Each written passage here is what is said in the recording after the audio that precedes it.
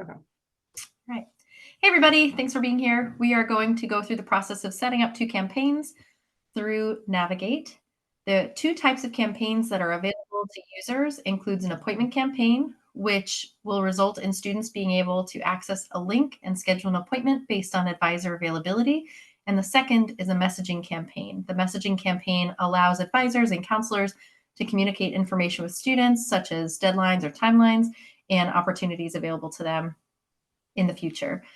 Right now, we're going to have Angelica, who is a counselor in the Bridge to Success program, demonstrate the step-by-step process for creating both types of campaigns. So Angelica, are you ready to go?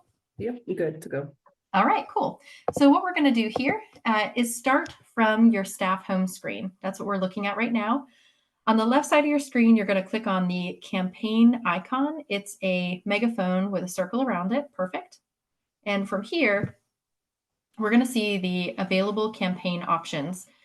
On the left side, we have our student campaigns. We have appointment and messaging. Let's go ahead and start with our appointment campaign. So we'll select Add New. Perfect. From here, we're going to define our campaign. So we'll start by including a campaign name. For our purposes today, we're going to be communicating with Fall 23 CBPM students assigned to Angelica. And we're hoping that they schedule an appointment by way of this campaign. So yeah, FA23.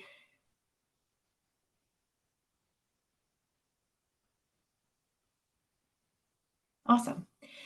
What's important to highlight here is whatever naming convention you use is your naming convention. So as long as it makes sense to you, that's what's most important. But you probably want to be specific about what term you're sending this out. Angelica demonstrated here that she's sending it out in the month of October. Whatever makes sense to you, you'd want to make sure you include in the name. Moving down, we're going to go ahead and select our care unit. In this case, we're going to be selecting the Advising and Support Care Unit. To the right, we'll choose the location.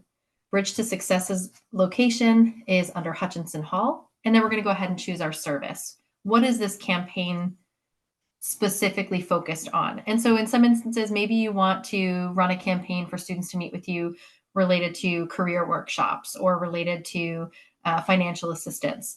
In this case, we're just going to select Meet with Bridge to Success Counselor. All right, as we scroll down, we're going to choose our appointment limit.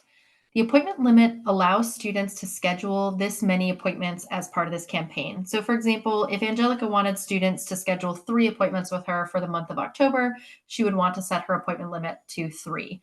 Once a student hits that 3rd appointment scheduled, the link will no longer allow the student to schedule. Angelica, you might choose to leave the set to 1. You want students to make 1 appointment per campaign. Totally up to you. The next option is to choose the appointment length. For the Advising and Support Care Unit, the appointment time frame is standard at 30 minutes. But with a campaign, the nice part is that you can actually set your campaign appointment time. So maybe you want 15-minute appointments. Maybe these are quick check-ins, or maybe these are actually going to be longer appointments because they're related to academic planning and figuring out your curriculum. We're going to leave it set to 30 minutes. That seems to make the most sense right now, but you could always change that. The slots per time actually determines how many students can make an appointment with you during that time slot. And so, for example, if we're looking at a time frame between 11 and 11:30 a.m. and we have 5 slots per time, that means 5 students can make an appointment during that time period. Once that 5th student makes an appointment, that time is no longer available. As we scroll down, we're going to always allow scheduling over courses deselected. We do not want students to be able to schedule over their courses. And best practice is to leave the reminders set to active. At the bottom of the screen, we're going to choose our scheduling window. So if we leave it as is, this means that this scheduling campaign will run between September 29th and October 13th. Our data analytics will be specific to this time frame and so forth. The best practice here is to make sure you have a condensed period of time. You don't necessarily want to leave your campaign open for an extended period. So Angelica, when do you want this email to go out to your students? So I was thinking, I want to send it to the ones that have not met with me, and then I want a separate campaign for advisement. So I guess for this one, we could do Monday. Okay, awesome. Perfect. That sounds great. And how long do you want this campaign to stay open? I would say 2 weeks is fine. Okay, perfect. So we'll leave it set to the 13th.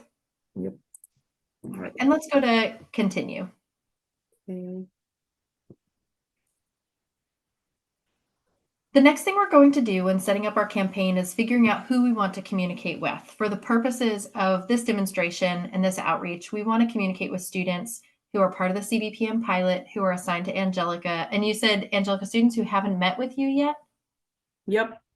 Okay, so what we're going to want to do is I'm going to.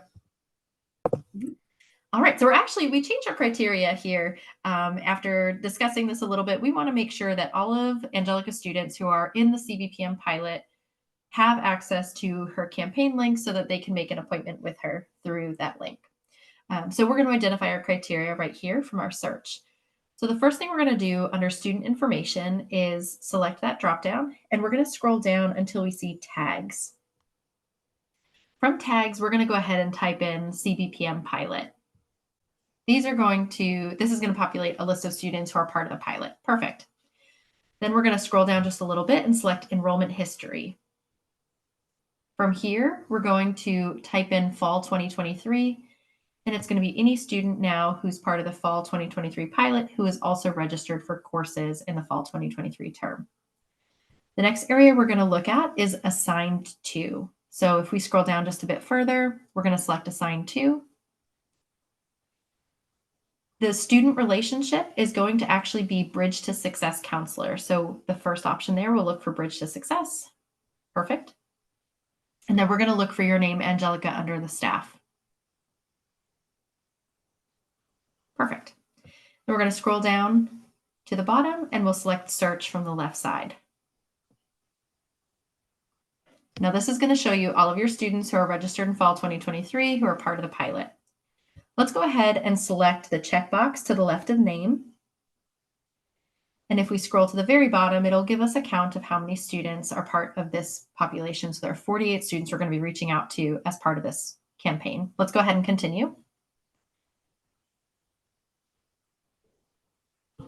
What's really nice about Navigate is that we're able to actually verify our list twice to make sure that we are selecting the correct students to be part of this campaign. So let's go ahead and select these students once more. And we'll scroll down to the very bottom and select continue. From here, Angelica is going to select her name as the advisor or counselor that students can make an appointment with. So we'll go ahead and scroll to the very bottom and select continue. For that last screen, I just want to highlight maybe you're collaborating with a team member on this campaign. That's an instance where you'd want to select multiple advisors or counselors to be part of this outreach. Now we're going to set up the communications we want to send to students. So in this case, we'll start by creating our welcome message. So on the left side, let's select add welcome message. Navigate will populate a pre-configured template that you can work with and modify to language that makes sense for you and the style that you have when communicating with students. So Angelica, let's go ahead and review this and update the template. All right, now that Angelica has finished modifying her email template or communication that she wants to send to her students, we'll scroll to the very bottom of the screen and we're going to select the day that we want this communication to go out. And so we'll update the 29th to be Monday the 2nd. You'll notice you can actually attach a file if you want to right above the send date. So just wanted to call to that in case that would help your communication. Let's go ahead and select save welcome message. If you wanted to, you can actually add additional communications to this particular campaign. So maybe we want to nudge our students. They haven't made an appointment the first go around. Let's go ahead and select a nudge. Now, Angelica, you can do a nudge either via email or text message. What would you prefer this time? I would say text message. They might not be checking their emails, which is why they might have not scheduled. Okay, let's go ahead and select SMS from the top here. And you'll notice that you have the option to create your text message right below. So it says, please schedule an appointment, and it will have a unique link. Let's go ahead and add some text before that. Maybe something to the effect of, I'm looking forward to us meeting. Make sure, something like that, something fun.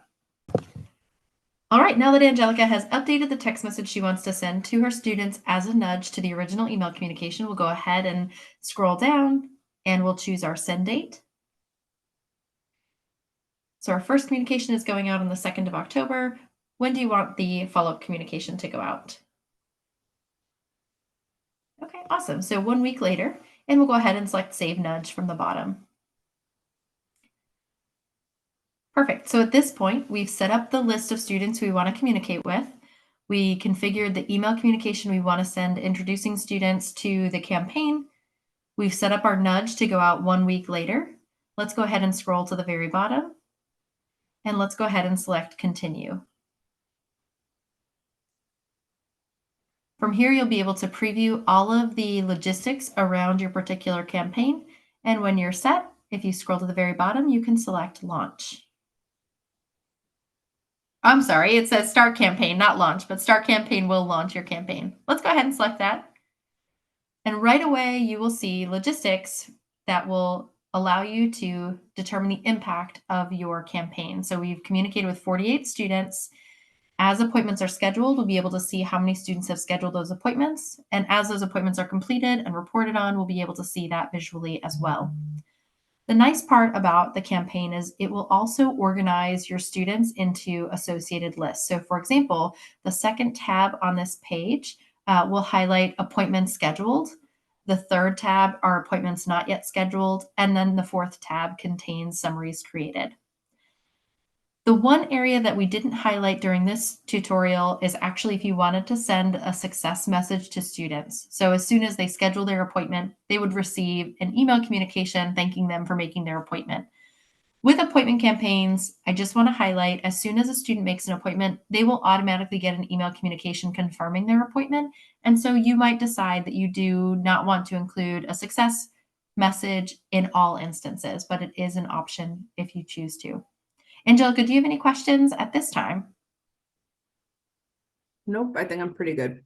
All right. If anything changes, top right of your screen, you have edit campaign details. You can always go back in and modify the text message before it goes out. If you need to delete the campaign for any reason, you could also do that. Any questions, feel free to reach out. We have navigate support@kean.edu, and thanks for watching.